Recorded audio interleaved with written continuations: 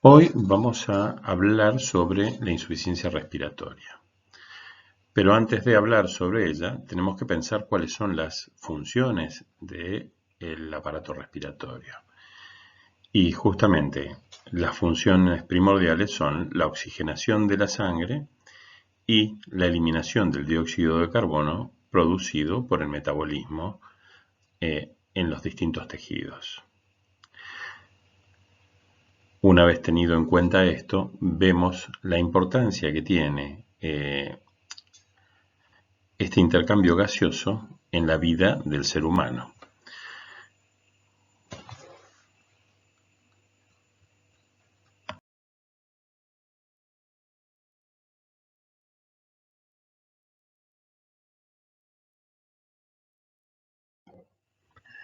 Bueno, tenemos que pensar que el aparato respiratorio no solamente engloba los pulmones. Entonces, vamos a conversar un poco de las distintas estructuras respiratorias y su función. Entonces, tenemos en primer lugar aquellas que controlan la respiración, como son los centros respiratorios, los quimiorreceptores periféricos y los nervios aferentes y eferentes. También tenemos aquellas estructuras que su función es de bomba. Dentro de esta tenemos la pared torácica, la pleura y los músculos respiratorios.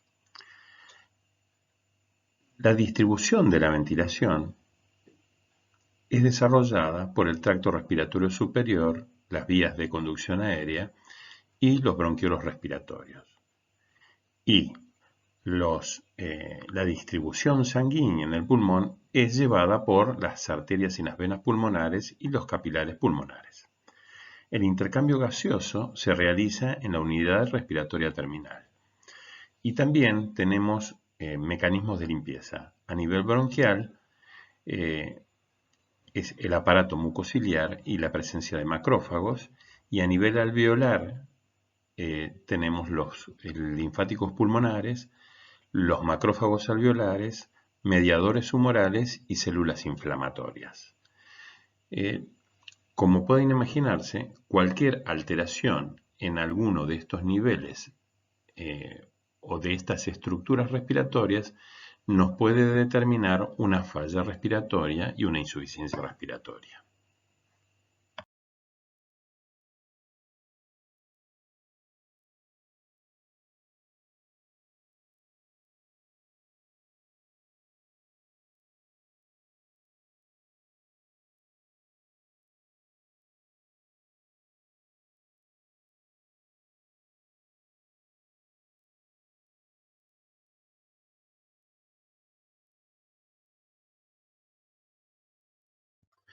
Basado en lo que veníamos diciendo, podemos definir la insuficiencia respiratoria como la incapacidad del sistema respiratorio de cumplir con su función básica, que es el intercambio gaseoso entre el aire ambiental y la sangre circulante.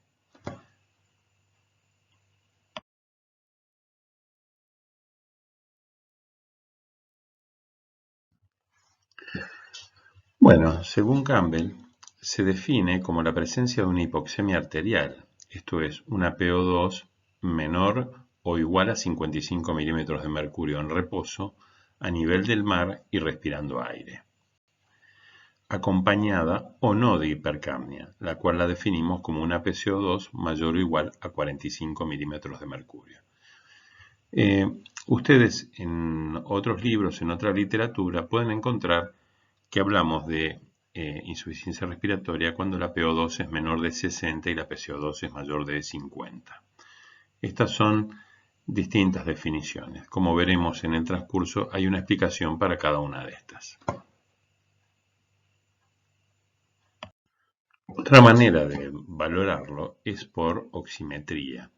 Entonces, si tenemos una saturación entre el 90 y 95%, eso se corresponde con una PO2 de 60 a 80 milímetros de mercurio. Esto es lo que denominamos hipoxemia. Ahora, si la saturación de oxígeno es menor al 90%, esto se corresponde con una PO2 menor de 55. Esto es lo que definimos como insuficiencia respiratoria.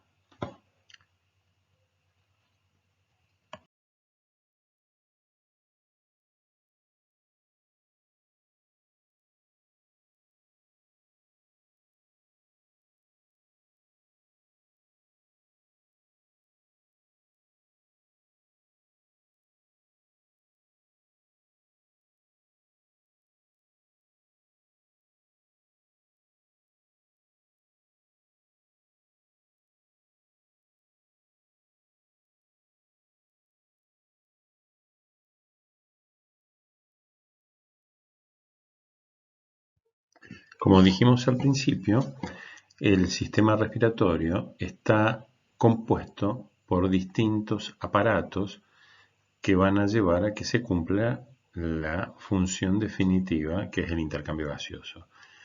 Tenemos como parte del componente el sistema nervioso. Los puntos importantes del sistema nervioso son los centros respiratorios pontino y medulares, los nervios aferentes y eferentes y la corteza cerebral. Todos ellos participan en la regulación del impulso respiratorio. En esta diapositiva podemos observar el componente neurológico, como lo estamos observando en el ángulo superior derecho, donde vemos el componente bulboprotuberancial, la salida de los nervios aferentes y eferentes que le van a dar información a los músculos diafragmáticos intercostales, a la parte alveolar, y también podemos ver a nivel medular los arcos reflejos que participan también en este control neurológico. La musculatura respiratoria está compuesta por el diafragma, los músculos accesorios, los músculos intercostales internos, los intercostales externos y el esternocleidomastoideo. La musculatura respiratoria está.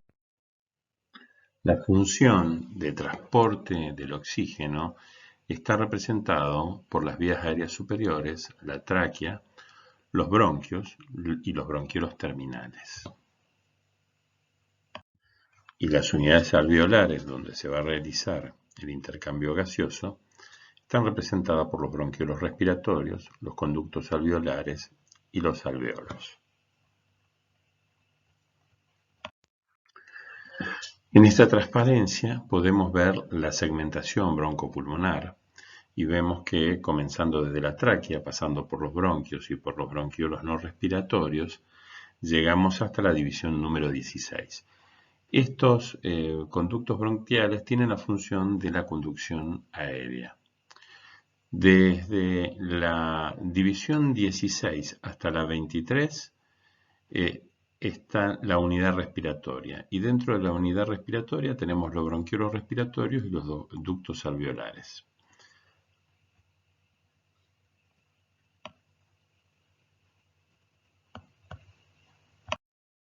Y por último, la red vascular, que está representada por la red capilar pulmonar.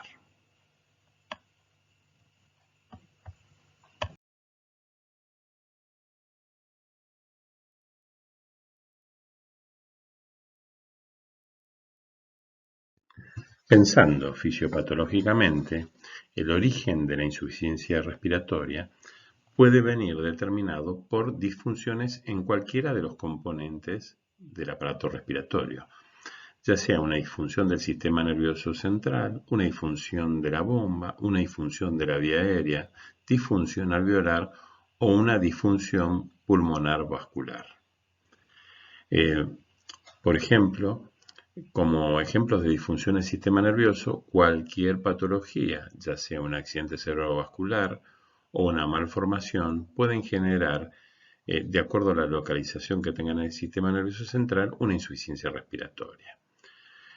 Por ejemplo, los tumores a nivel medular o los tumores a nivel bulboprotuberancial también nos van a generar insuficiencia respiratoria.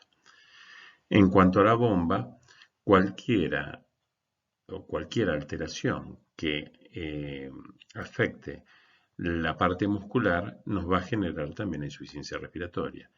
Y cualquier disfunción en la vía aérea o en la vía de conducción aérea, como por ejemplo en el asma, nos va a provocar también una insuficiencia respiratoria.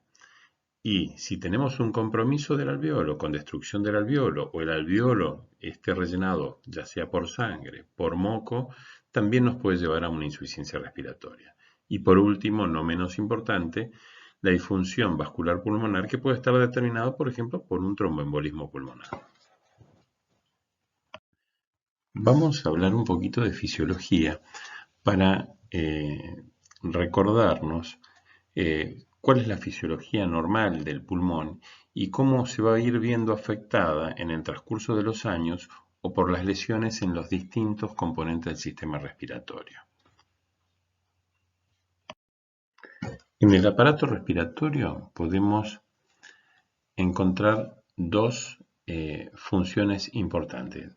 Una es la de intercambiar los gases y otra es la de la bomba ventilatoria.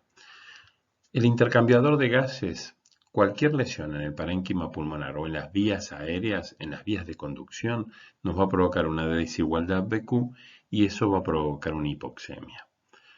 Ahora, la bomba ventilatoria está compuesta, como habíamos dicho, por el tórax óseo, la musculatura, el centro respiratorio y el sistema nervioso periférico. Y cualquier alteración en alguno de estos niveles nos va a provocar hipoventilación y como resultado de eso, hipercapnia.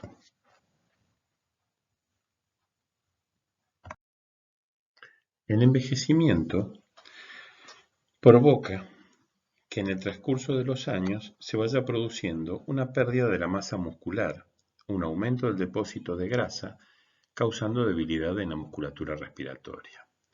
Hay también una disminución de la elasticidad de la caja torácica y de la pared costal, porque aumenta la rigidez y hay una disminución de la flexibilidad por la calcificación de los cartílagos costales y bronquiales, que probablemente también esté agravado por la cifosis progresiva que va apareciendo con la edad. Hay una menor eficacia en el vaciado pulmonar debido a la pérdida del retroceso elástico pulmonar, hay un cierre precoz de la vía aérea con un acortamiento del acto respiratorio y una progresiva reducción de la PO2 arterial en el transcurso del tiempo. Este aumento en la rigidez de las estructuras internas de los bronquios provoca una disminución o es provocada por una disminución en el tejido elástico con un aumento paradójico de la elastina que se secreta envejecida con cambios de entrecruzamiento y un aumento del tejido fibroso que termina disminuyendo la elasticidad y la extensibilidad de las paredes alveolares, lo que va a llevar a una disminución en el volumen corriente, una disminución de la frecuencia del flujo ventilatorio y un aumento de la resistencia al flujo en las vías aéreas que están estrechadas. Estos pacientes también tienen una fatigabilidad precoz y más fácil que aumenta con el ejercicio. Generalmente estos pacientes, cuando se ven sometidos a una actividad física, responden haciendo una hipernea. En cuanto a la imagen que estamos viendo, en ella podemos ver cómo todos estos cambios que se producen por la edad nos van determinando un aumento del volumen residual, una disminución del volumen de reserva expiratoria y una disminución del volumen corriente, conservando paulatinamente o parcialmente la capacidad pulmonar total.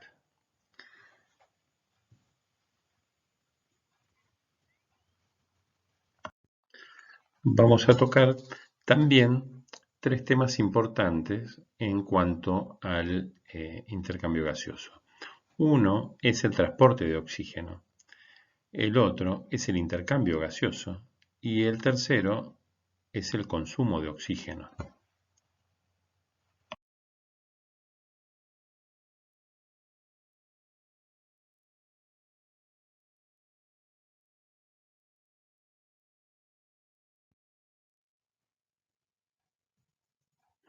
En cuanto al transporte de oxígeno hacia los alvéolos, nosotros dijimos ya que estos son llevados desde la tráquea hacia los bronquios.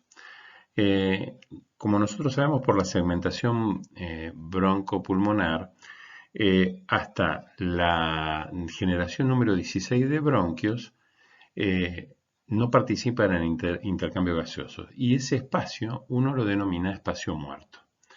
De la 17ª a la 19ª generación nos encontramos con los bronquiolos respiratorios. Y de la generación 20 a 22 tenemos los conductos alveolares. En la generación 23 empiezan a formarse los sacos alveolares, que sí son los que participan en el intercambio gaseoso. Los alvéolos superiores son más grandes que los inferiores y esto está determinado en parte por efecto de la gravedad. Para que se produzca ese transporte desde el ambiente hacia el alveolo y después desde el alveolo hacia el ambiente nuevamente, nosotros tenemos dos procesos. Uno es la inspiración y otro es la expiración. La inspiración es un acto activo. Al ser un acto activo es con consumo de oxígeno. Y la expiración es pasiva y está en relación con los elementos elásticos de la pared torácica y de los bronquios. El costo de oxígeno de la respiración espontánea es de menos del 2% del consumo corporal total. Pero si ese paciente tiene disnea, este consumo de oxígeno aumenta hasta el 25%. ¿Cuáles son los factores que se oponen a esta expansión pulmonar mediante el acto inspiratorio? Como dijimos, la resistencia elástica de los tejidos y la interfase del gas con el líquido alveolar. También participa en esto la resistencia al flujo del gas por la fricción que produce.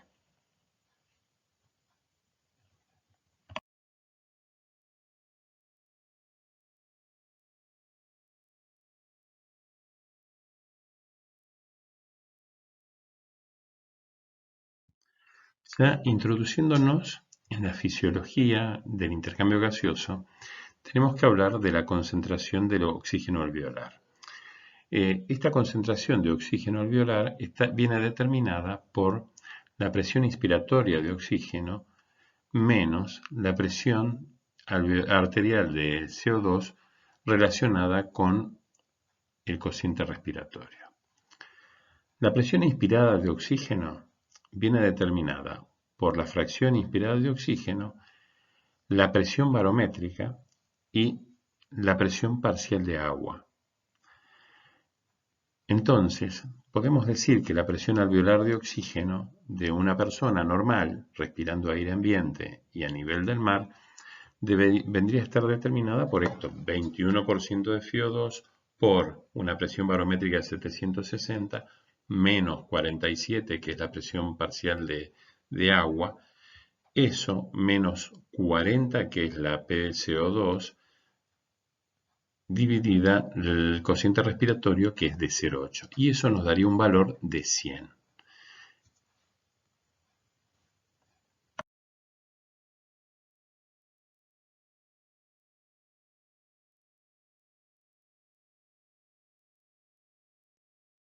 El otro punto que habíamos dicho que íbamos a tocar era el intercambio gaseoso.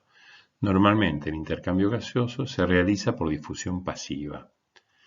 La membrana respiratoria está compuesta por el surfactante, el epitelio alveolar, la membrana basal, el espacio intersticial, la membrana capilar y la membrana endotelial capilar.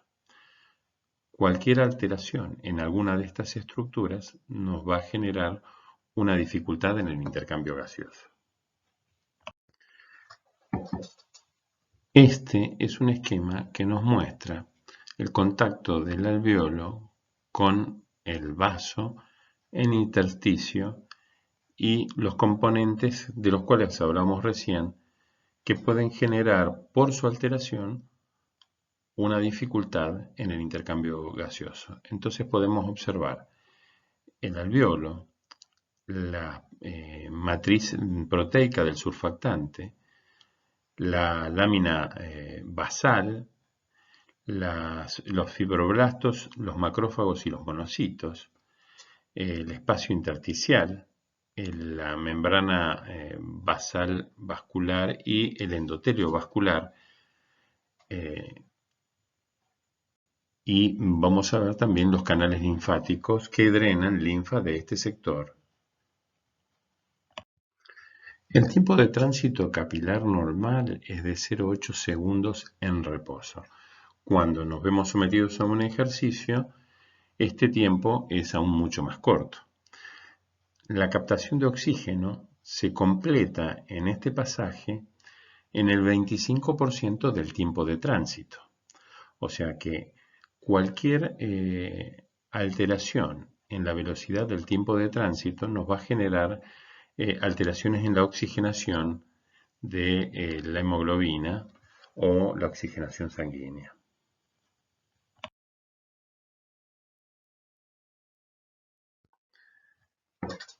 ¿Cuáles serían los mecanismos que nos podían provocar una reducción de la capacidad de difusión?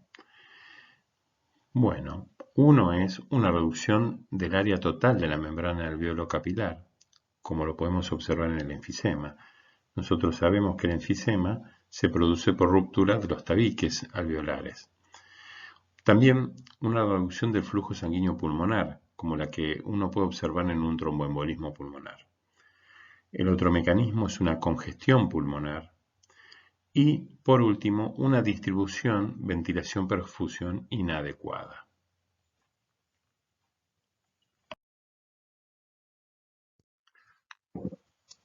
Una vez que el oxígeno pasa del alveolo al torrente sanguíneo, este oxígeno circula de dos maneras, o disuelto en sangre o unido a la hemoglobina.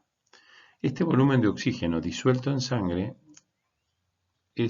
uno lo puede calcular a través de la fórmula de 0,0031 mililitros por 100 mililitros por la presión parcial de oxígeno arterial.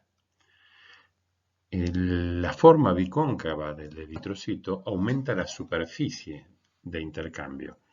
Ahora, cualquier patología que afecte la hemoglobina o que afecte la estructura eritrocitaria nos va a determinar también alteraciones en el contenido de oxígeno sanguíneo y en la posibilidad de transportar este oxígeno. El 97% de este oxígeno está unido en forma reversible a la hemoglobina, salvo en ciertas situaciones patológicas que hacen que haya mayor afinidad por el oxígeno por la hemoglobina y una menor liberación a nivel tisular. La P50 es la PO2 necesaria para saturar la hemoglobina en un 50%.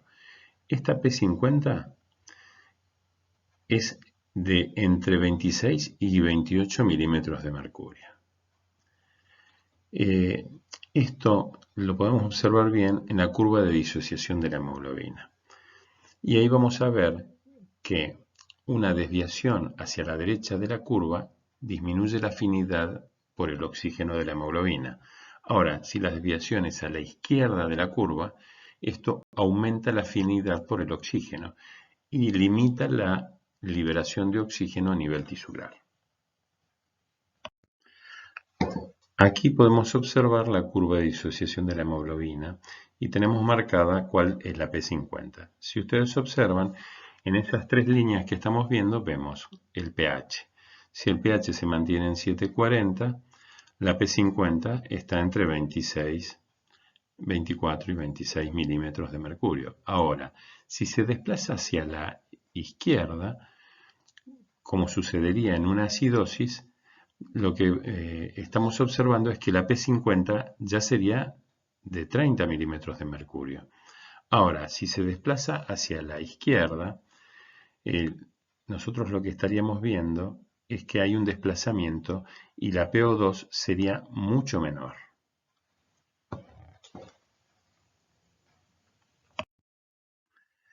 ¿Qué situaciones corren la curva a la derecha? La disminución del pH, o sea, la acidosis. El aumento de la presión arterial de dióxido de carbono, el aumento del 2,3 dpg y el aumento de la temperatura. O sea, en un paciente febril esta curva estaría desviada hacia la derecha. Como dijimos, el contenido arterial de oxígeno está compuesto por el oxígeno unido a la hemoglobina y el oxígeno disuelto en la sangre. El cálculo que podemos utilizar para ver cuánto tenemos de oxígeno unido a la hemoglobina es de 1,36 por el valor de la hemoglobina por la saturación de oxígeno.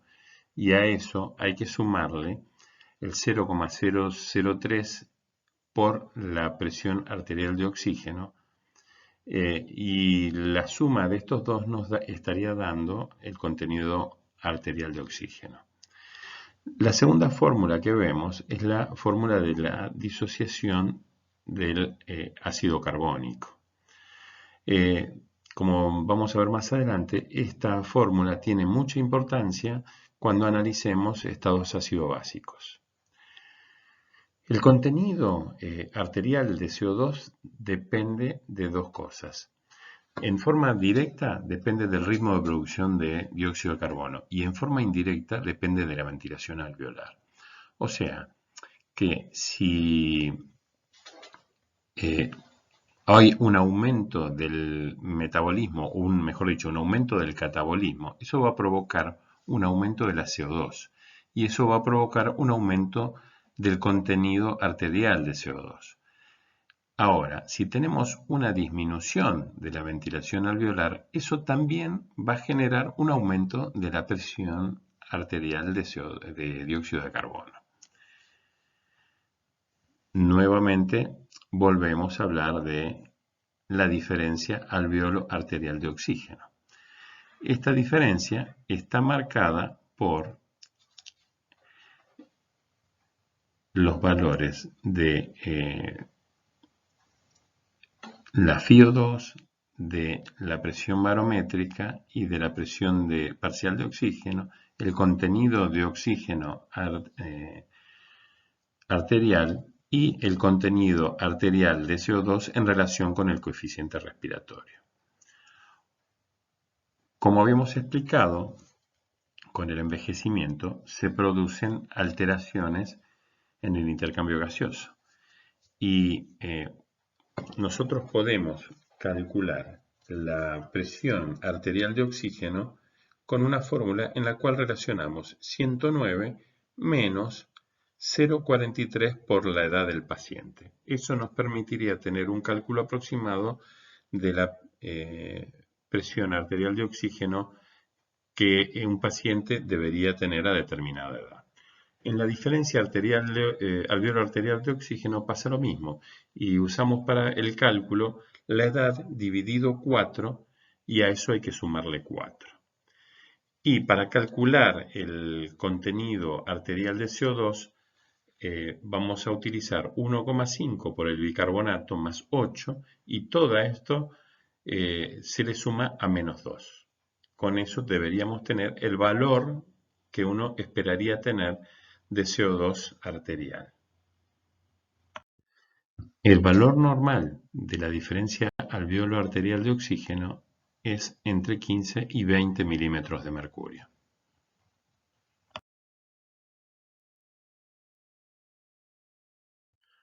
Otro dato importante que podemos utilizar para evaluar el grado de injuria pulmonar es lo que se denomina PAFI, que es la relación entre la presión arterial de oxígeno y la FiO2 inspirada de oxígeno. El valor normal de esto es de 300 y después, de acuerdo a la variación que tiene, la podemos clasificar en injuria leve, moderada, severa o muy severa. Con valores de PAFI menor de 200, nosotros ya estamos hablando de una injuria pulmonar muy severa y podemos estar hablando de la presencia de un distrés respiratorio. En cuanto a las causas clínicas de la hipoxia, nosotros podemos dividirla en 5 causas. La hipoxia hipoxémica, en la cual hay una disminución de la presión arterial de oxígeno, eh, que es menor que lo normal. En la hipoxia anémica, donde hay la presencia de carboxiemoglobina o un hematocrito disminuido o hemoglobinopatías. La hipoxia circulatoria es cuando se produce una disminución del gasto cardíaco y la perfusión local está disminuida. Una hipoxia por afinidad, que se produce cuando hay una disminución del aporte de oxígeno de la hemoglobina a los tejidos, o sea, cuando se produce un desplazamiento de la curva de disociación de la hemoglobina. Y tenemos una hipoxia histotóxica cuando hay un envenenamiento por cianuro. Podemos clasificar la insuficiencia respiratoria de acuerdo a distintos parámetros. Uno es el criterio clínico evolutivo. También la podemos clasificar de acuerdo a su mecanismo fisiopatológico de producción. Y también la podemos clasificar de acuerdo al tipo gasométrico de insuficiencia respiratoria. Según el criterio clínico evolutivo, la insuficiencia respiratoria podemos dividirla en respiratoria aguda, insuficiencia respiratoria crónica o insuficiencia respiratoria crónica reagudizada.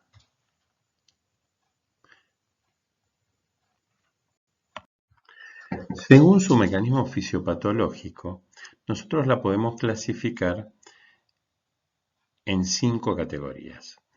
Una, que sea por una disminución de la FiO2, que esta se produce, por ejemplo, cuando ascendemos en altura. Una hipoventilación alveolar, como se vería en pacientes que están intoxicados con medicación sedante, o lo podemos llegar a ver también en un paciente que tenga una alteración del sistema nervioso central. Después tenemos las alteraciones de difusión, en las cuales hay alguna enfermedad que está afectando el sector de la membrana basal. Después tenemos alteraciones de la relación ventilación-perfusión, en las cuales pueden existir alteraciones a nivel vascular o alteraciones a nivel ventilatorio que generen zonas más ventiladas y menos perfundidas o zonas bien perfundidas pero poco ventiladas, y esa mezcla gaseosa termina generando una insuficiencia respiratoria. Y tenemos, por último, el mecanismo de shunt de derecha a izquierda. El otro mecanismo para clasificarlo es según la gasometría. Y según esta lo podemos dividir en 4 grupos. El primero es la insuficiencia respiratoria tipo 1, que es la hipoxémica. Después tenemos la insuficiencia respiratoria tipo 2, que es hipoxémica, pero aparte tiene hipercapnia. Después tenemos la insuficiencia respiratoria tipo 3, que se ve en los pacientes perioperatorios. La insuficiencia respiratoria tipo 4, que la vemos en los pacientes chocados.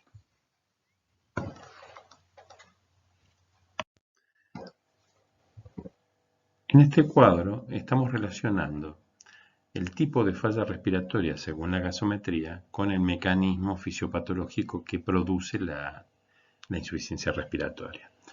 Entonces, en la insuficiencia respiratoria tipo 1 puede ser producida por un desequilibrio BQ, por shunt, por trastornos de difusión o por disminución de la FiO2. La insuficiencia respiratoria tipo 2 se produce por un aumento del espacio muerto o por una disminución de la ventilación alveolar. La insuficiencia respiratoria tipo 3 se produce porque hay un aumento del volumen de cierre y hay una disminución de la capacidad vital. Todo esto por efecto anestésico o perianestésico. Y la insuficiencia respiratoria tipo 4, que se da por hipoperfusión y disminución del contenido venoso de oxígeno.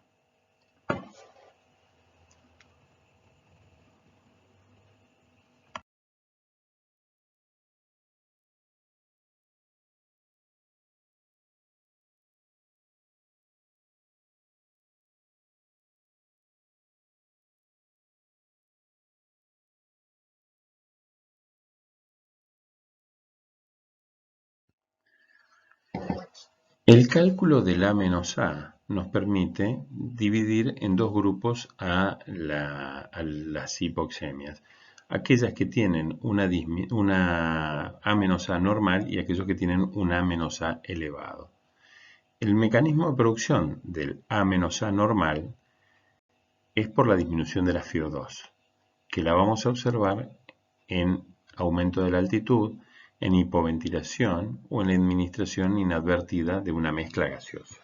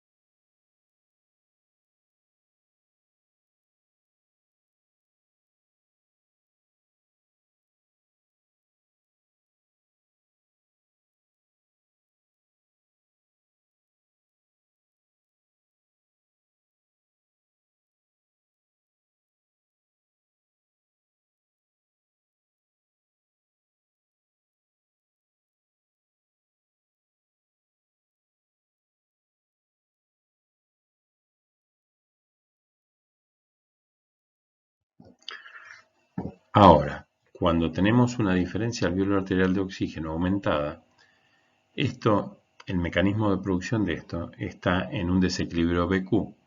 Ese desequilibrio BQ puede estar relacionado a enfermedad de las vías respiratorias o a un tromboembolismo pulmonar. Y el shunt, el cual lo vamos a observar cuando haya una lesión pulmonar aguda, en el síndrome de distrés respiratorio agudo del adulto, la neumonía, el edema pulmonar cardiogénico y el infarto pulmonar. Y también lo podemos observar en aquellas enfermedades en las cuales hay una limitación de la difusión. Todos estos datos que uno les aporta son para que cuando busquen el diagnóstico etiológico tengan una orientación hacia cuál es el mecanismo basado más que nada en estos datos que vamos obteniendo.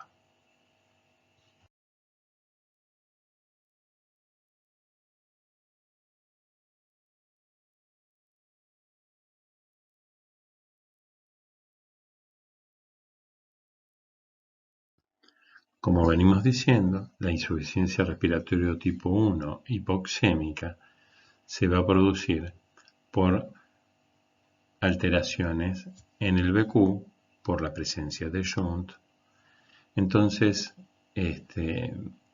por desigualdad BQ. Entonces, todo esto nos va a generar, o va a ser generado por distintas enfermedades, como venimos diciendo. O sea, puede ser dado por una lesión pulmonar aguda, por un síndrome de distrés respiratorio agudo, por una neumonía, por un tromboembolismo, por una atelectasia, por un edema pulmonar cardiogénico, por contusión pulmonar, dentro del contexto de un compromiso pulmonar por un lupus, en un síndrome de Goodpasture. La insuficiencia respiratoria tipo 2, hipercápnica, la vamos a encontrar cuando se produzcan enfermedades pulmonares, enfermedades neuromusculares, trastornos metabólicos, trastornos musculoesqueléticos y, debido a la epidemia de obesidad, al síndrome de hipoventilación por obesidad. Dentro de las enfermedades pulmonares que causan insuficiencia respiratoria tipo 2, tenemos que hablar del EPOC, el asma agudo grave, los fármacos depresores del sistema respiratorio. A nivel muscular, el síndrome de Guillain-Barré, la miastenia, los tumores medulares. A nivel metabólico, la hipofosfatemia y hipomagnesemia. Y a nivel musculoesquelético, la presencia de cifoescoliosis o de una espondilitis anquilosante. Esto es por deformidad de la caja torácica.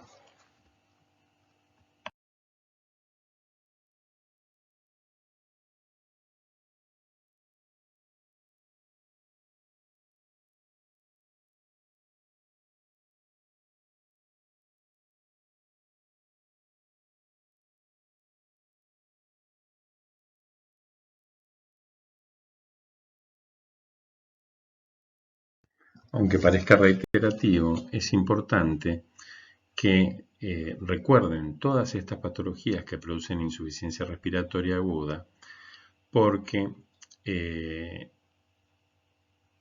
deben planteárselas y deben orientar su interrogatorio y los análisis y laboratorios que se soliciten para llegar a la conclusión de cuál es el mecanismo por el cual se ha producido la insuficiencia respiratoria. Entonces, nosotros decimos que la insuficiencia respiratoria aguda puede darse en un paciente con una enfermedad pulmonar, como por ejemplo el EPOC, el asma, la enfermedad del parénquima pulmonar, las enfermedades restrictivas pulmonares. Puede darse sin enfermedad pulmonar crónica, o sea, cuando tenga un compromiso pulmonar agudo, como en la lesión pulmonar aguda o en el síndrome de distrés respiratorio del adulto, o en la neumonía o en el tromboembolismo. También tenemos una insuficiencia respiratoria aguda con afectación orgánica, como la que podemos encontrar a nivel respiratorio en las obstrucciones al flujo, como se ven en el EPOC y el asma, o en las enfermedades del parénquima pulmonar, como la neumonía, síndrome de distrés respiratorio, el lupus y el Gottpasture.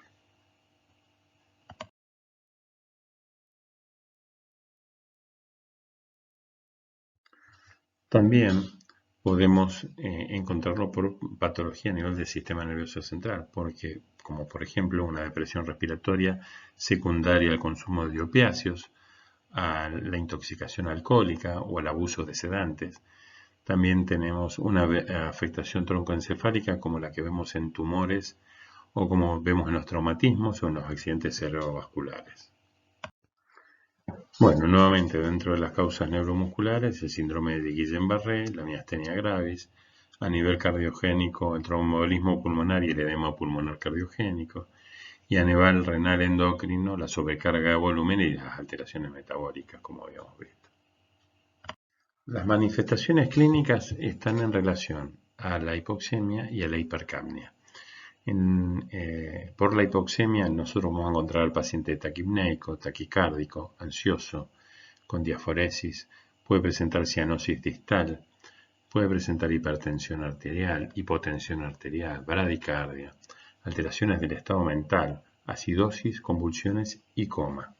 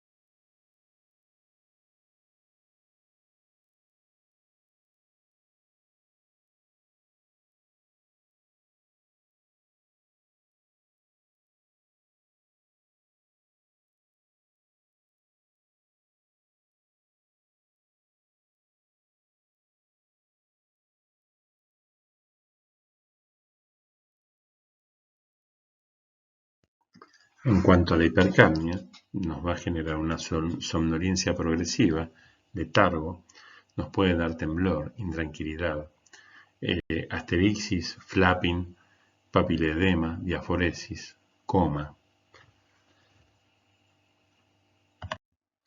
Como en todas las patologías, es importante hacer un buen examen físico, aparte de hacer un buen interrogatorio.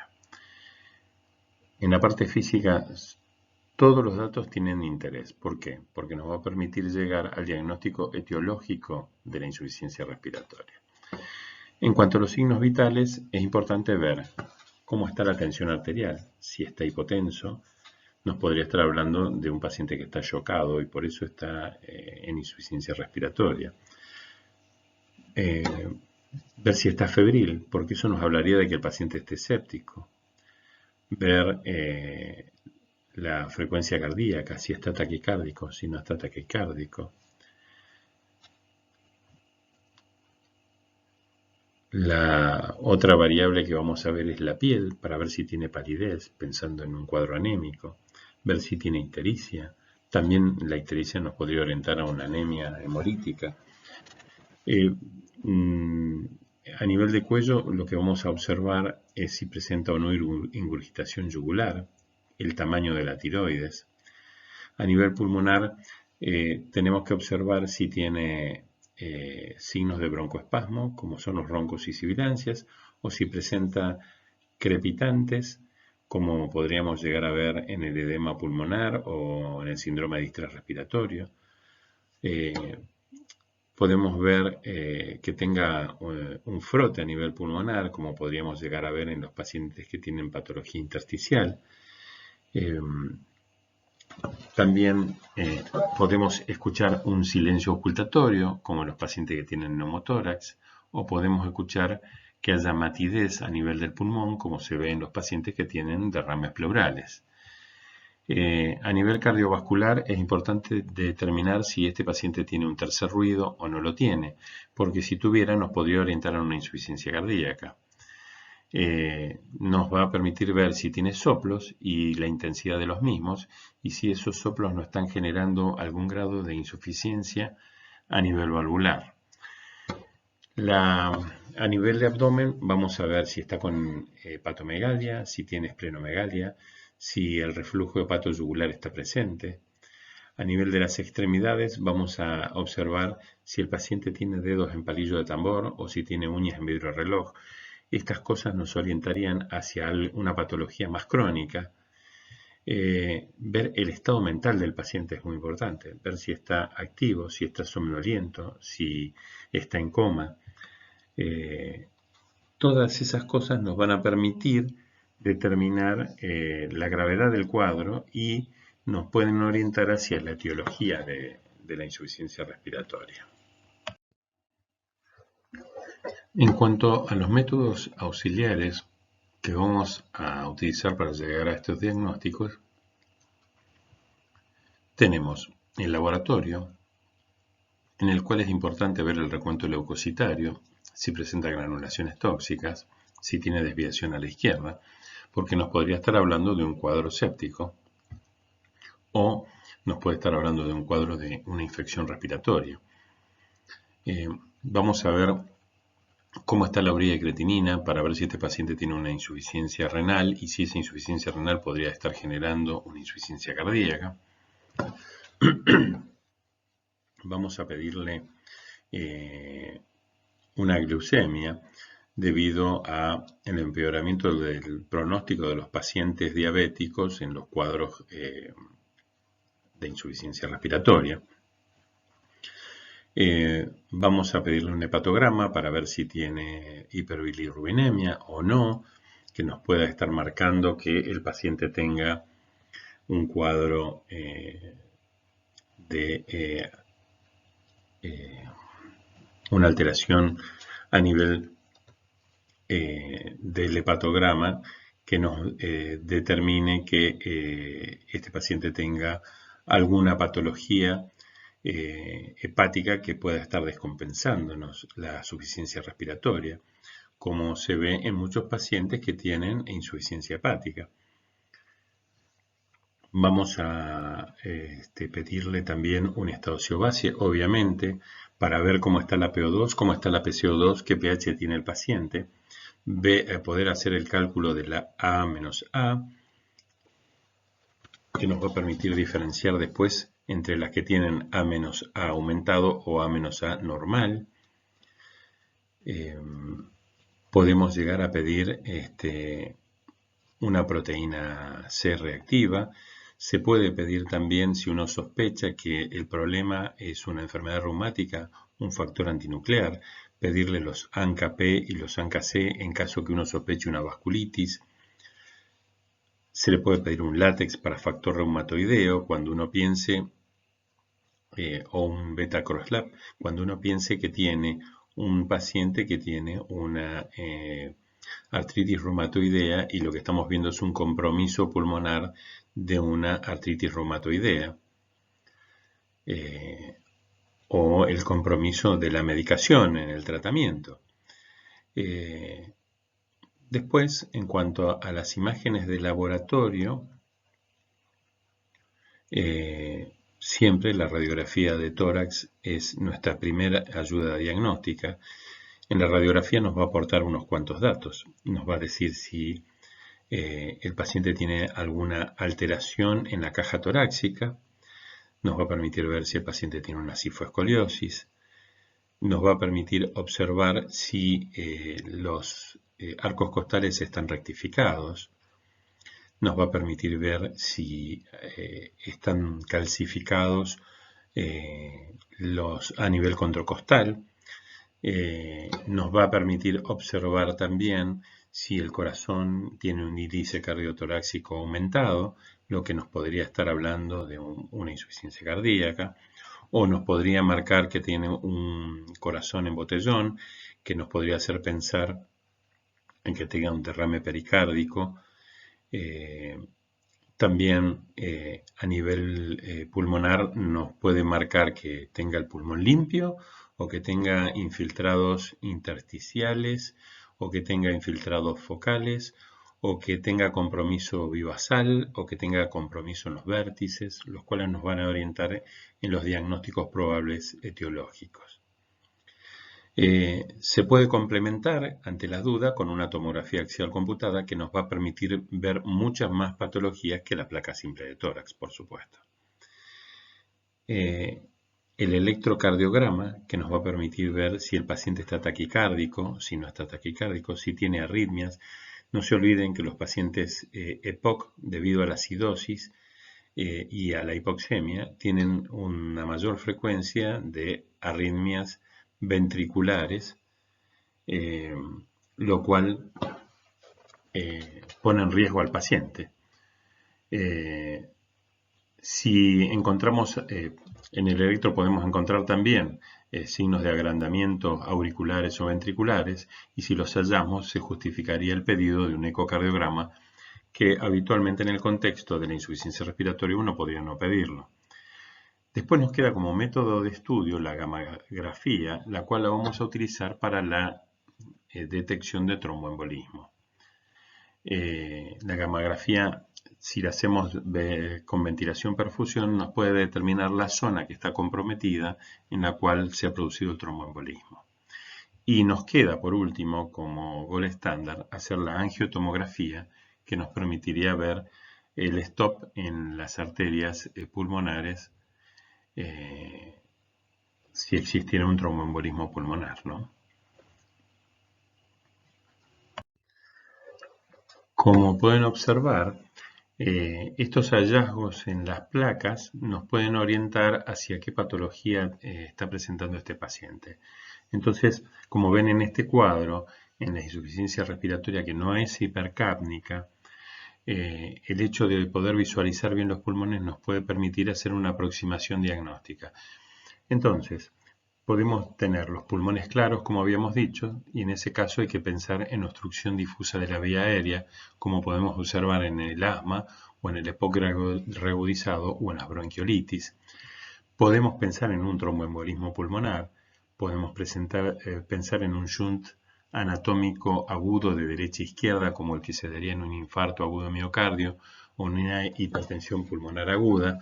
Podemos pensar en microatelectasias o podemos pensar en una fase precoz de un proceso de ocupación de la vía aérea, como el edema intersticial y la neumonía, que en las primeras etapas no presentan manifestaciones a nivel de la placa. Cuando existe una opacidad pulmonar difusa, podemos pensar en un edema agudo pulmonar cardiogénico o en un síndrome de distrés respiratorio agudo o en una neumonía difusa o en aspiración de líquidos o en inhalación de gases tóxicos que nos van a dar un compromiso bien difuso. Y menos frecuentes en un síndrome de hemorragia alveolar, contusión pulmonar difusa, neumonitis por hipersensibilidad, neumonitis por fármacos, por tóxicos o la neumonitis por radiación, la neumonía eosinofílica aguda o en el embolismo graso. Cuando presenta lesiones o opacidades localizadas a nivel pulmonar, uno puede pensar en la neumonía, en la atelectasia, en la aspiración de algún cuerpo extraño, la hemorragia alveolar localizada o un infarto pulmonar.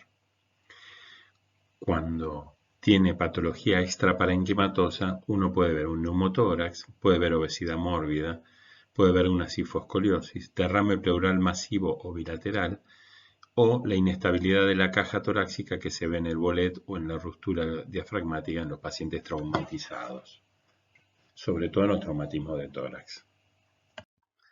Ahora, basándonos en todo lo que hemos estado hablando hasta ahora, podemos desarrollar este algoritmo diagnóstico de insuficiencia respiratoria.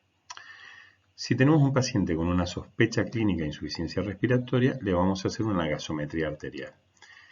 Si nos puede dar que sea una insuficiencia respiratoria o que no sea una insuficiencia respiratoria. Ahí tendremos que plantearnos otros diagnósticos. Si es una insuficiencia respiratoria, lo primero que tenemos que buscar es si tiene datos de cronicidad. Si tiene datos de cronicidad, podemos decir que es una insuficiencia respiratoria crónica. ¿Cuáles serían estos datos de cronicidad? Y bueno, la presencia de dedos en palillo de tambor y las uñas en vidrio de reloj, la presencia de una rectificación de las costillas o un aplanamiento del diafragma. Todo eso nos podría estar hablando de una enfermedad pulmonar obstructiva crónica y por lo tanto de una insuficiencia respiratoria crónica. Si no tiene datos de cronicidad, estamos hablando de una insuficiencia respiratoria aguda. La insuficiencia respiratoria aguda, como dijimos, puede ser con PCO2 normal o baja o con una PCO2 elevada. Si el paciente tiene una PCO2 elevada, hay que hacerle el A-A. El A-A puede ser normal o puede ser elevado. Si es elevado, hacemos la radiografía de tórax y se pueden plantear las situaciones que hablamos recién en los cuadros diagnósticos. O sea, que la radiografía sea normal, que tenga opacidades difusas, que tenga opacidades localizadas o que el paciente tenga trastornos extrapulmonares. Si tiene una PCO2 normal o baja, igualmente le voy a hacer una radiografía tórax y voy a buscar cuáles son las causas de hipoxemia y ver si alguno de los trastornos me genera esto. No se olviden que la desigualdad BQ es la causa más frecuente de hipoxemia dentro del contexto fisiopatológico. Bueno, una vez que tenemos diagnosticada la insuficiencia respiratoria, nuestra primera medida es mejorar la oxigenación de ese paciente. Luego vamos a tratar, de acuerdo al diagnóstico etiológico, completar el tratamiento dirigido hacia la causa que provocó la insuficiencia respiratoria. Lo primero que vamos a hacer es hacerle oxigenoterapia a este paciente. Después vamos a intentar corregir el estado ácido base. Después hay que intentar mantener el gasto cardíaco.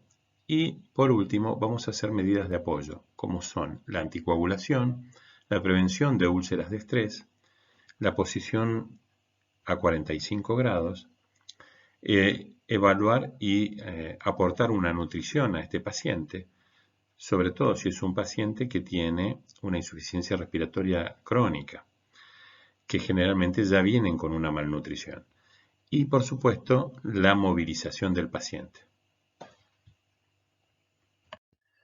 Cuando yo voy a iniciar la oxigenoterapia del paciente, para mejorar su oxigenación y mejorar la entrega de oxígeno a los tejidos, tengo que plantearme dos tipos de pacientes. Aquellos que tienen una insuficiencia respiratoria aguda y aquellos que tienen una insuficiencia respiratoria crónica. Dentro de estos pacientes con insuficiencia respiratoria aguda, mi objetivo terapéutico es tener una PO2 que sea mayor de 60 a 65 milímetros de mercurio o tener una saturación que sea mayor a 90%. ¿Por qué elegimos esta saturación mayor de 90? Porque la saturación de 90 se encontraría en el codo de la S itálica de la curva de disociación de la hemoglobina. Entonces, pequeñas caídas en la saturación por debajo de 90 nos significa una importante caída en la presión arterial de oxígeno. Entonces, La intención con la oxigenación es tenerlo por arriba y evitar que tengamos estas pequeñas alteraciones que van a provocar grandes daños en cuanto a la oxigenación. En los pacientes EPOC, uno va a tener un objetivo terapéutico un poco menor.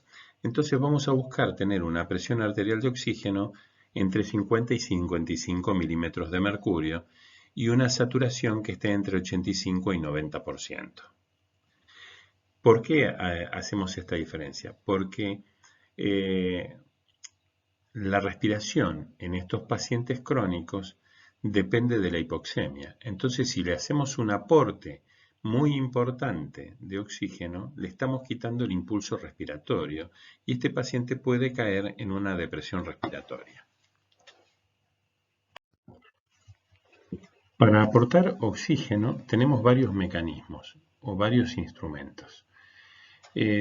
Vamos a intentar explicar cada uno y cuáles son sus ventajas y sus desventajas. El más común y sencillo y que el paciente tolera mucho mejor es la cánula nasal. En la cánula nasal la dificultad que tenemos es que es mucho más difícil calcular la fracción inspirada de oxígeno que uno le está aportando al paciente. ¿Por qué? Porque depende mucho del aporte del flujo de oxígeno y de cómo esté colocada la cánula, la cual va a ejercer un cierto efecto Venturi a nivel de la fosa nasal. Entonces, con la cánula nasal se dice que con un flujo de 1 litro yo obtengo una fracción inspirada de oxígeno del 24%. Con 2 litros de 28% y con 3 litros más o menos del 30%.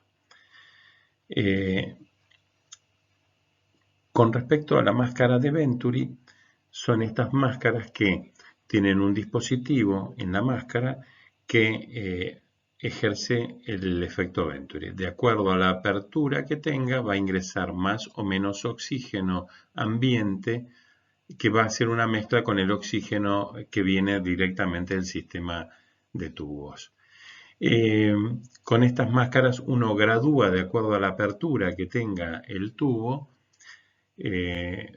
pudiendo tener una fracción inspirada del 24, al 28, al 30, al 40%.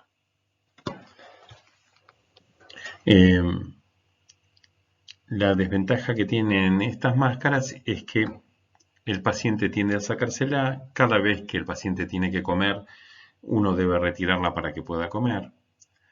El otro sistema que tenemos cuando falla el Venturi y necesitamos aportar mayor cantidad de oxígeno es la máscara con reservorio. En esta es la máscara parecida al Venturi pero que tiene un reservorio de oxígeno con oxígeno a alta concentración. Eso va a permitir que el paciente se oxigene mejor. Posteriormente ya tenemos los métodos un poco más sofisticados, como son la ventilación no invasiva. En esta ventilación no invasiva, nosotros le colocamos al paciente una máscara ajustada. Es una máscara que tiene bordes inflados para evitar que haya pérdida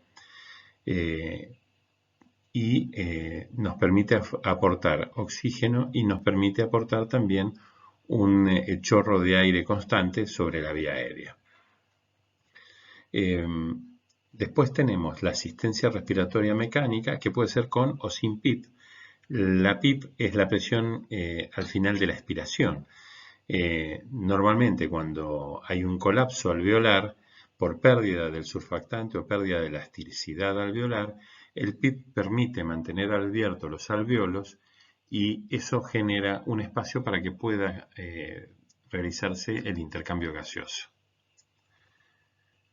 Después tenemos la máscara de CPAP, que también se puede utilizar cuando hay una PO2 menor de 60 y con una máscara al 50%. El paciente tiene que estar consciente y tiene que colaborar con el tratamiento. Y debe tener un buen manejo de las secreciones y estar estable hemodinámicamente.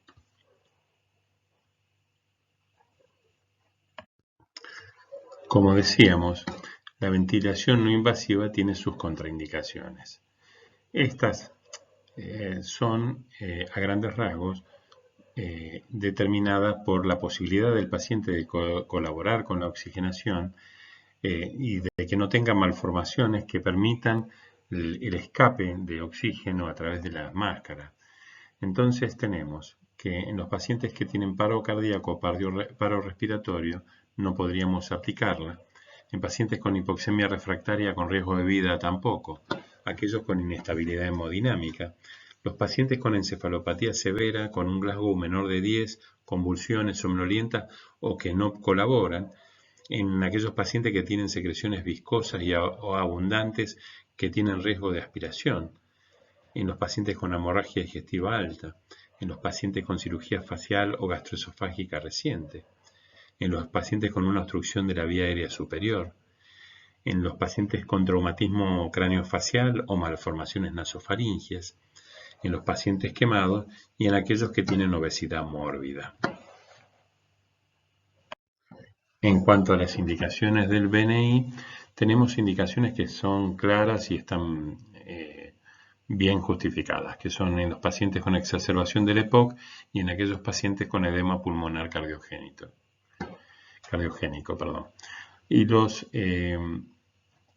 Y las otras que son un poco discutibles son aquellas que se usan para facilitar el weaning en el EPOC, los pacientes inmunocomprometidos, la falla en la extubación, en la falla posoperatoria, en la falla respiratoria hipoxémica, en el paciente asmático y en los pacientes con indicaciones de no intubar. Se utilizan, pero no es tan clara su indicación. Bueno, la última medida que tenemos para permitirnos salvar a este paciente es la asistencia respiratoria mecánica. Y uno debe saber en qué momento la va a indicar.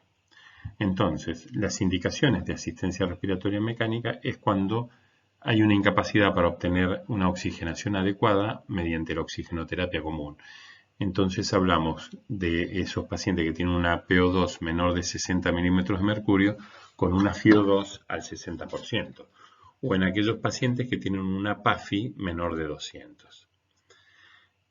La otra indicación son los pacientes con una acidosis respiratoria grave y progresiva, donde tienen una PCO2 mayor de 50 y tienen un pH menor de 7,26. Aquellos pacientes con agotamiento muscular, nos vamos a dar cuenta de esto porque el paciente empieza con una respiración paradójica. Aquellos pacientes que tienen una alteración del nivel de conciencia. Aquellos pacientes que están con inestabilidad hemodinámica. Aquellos pacientes que tienen frecuencias respiratorias mayores de 40 o menores de 8 por minuto. Y aquellos pacientes que tienen una F1 menor de 10 mililitros por kilo. Calculen que en un paciente de 70 kilos serían 700 mililitros. Es un valor muy bajo. Bueno, en base a esto que estuvimos hablando sobre la oxigenoterapia, este algoritmo nos permite determinar cuándo vamos a colocar la oxigenoterapia a través de la ventilación mecánica. Entonces, si tenemos un paciente con cianosis, disnea, taquipnea y uso de músculos accesorios, le voy a hacer gases arteriales. Si tiene una PO2 menor de 60, una PO2 normal o disminuida, con un A-A aumentado, es una insuficiencia respiratoria tipo 1 y lo que requiere es oxigenoterapia. Si después de hacer oxigenoterapia encontramos que tiene una hipoxemia refractaria, una PAFI menor de 200 o continúa con una frecuencia respiratoria mayor de 40, ese paciente tiene indicación de ventilación mecánica. Ahora, si el paciente tiene menos de 85 de PO2, una PCO2 mayor de 50, una menos anormal y un pH menor de 7,30, estamos hablando de una insuficiencia respiratoria tipo 2, que es de tipo ventilatorio. En este caso, si el paciente asocia trastornos de conciencia o acidosis respiratoria o fatiga diafragmática o tiene una frecuencia respiratoria menor de 8 por minuto, también tiene indicación de ventilación mecánica. Bueno, hasta acá llegamos. Espero que les haya sido útil y que lo podamos aplicar en los casos clínicos. Desde ya, muchas gracias.